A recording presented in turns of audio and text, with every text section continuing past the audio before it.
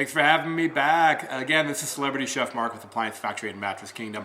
I'm here in the Jan Air kitchen and we're talking about turkey. The first thing I'm going to do is open my turkey. I'm going to remove the giblets, the neck. I'm going to trim the excess fat. Then I'm going to season this and get it ready to get put in the oven. I'm going to season my turkey. First thing I want to do is I want to season the cavity with some fresh herbs.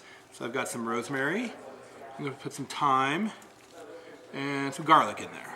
Then I'm going to season under the skin with some butter or some extra virgin olive oil, and I'm going to roast this upside down on my roasting pan. The reason being is that the thighs are facing up more towards the direct heat with the breast facing down over my bed of carrots, onions, and celery. Here we are, Thanksgiving morning, and the first thing I do, pull my turkey out of the refrigerator, let it come up to temperature, and then I like to preheat my oven all the way up to 500 degrees.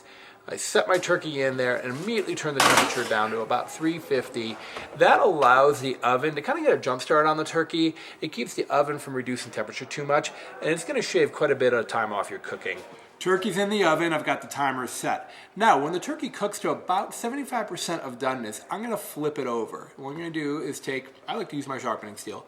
I'm gonna run it through the turkey and very carefully turn the thing over, sending it back down. Then I'm gonna let the breast brown and the whole turkey will cook very evenly. That's my tip. Thanks for tuning in. This is Chef Mark with Appliance Factory and Mattress Kingdom. Make sure you find me at Facebook and on YouTube at Appliance Factory. I want you to tune in next time where I'm going to show you how to properly carve this turkey. Thanks for tuning in.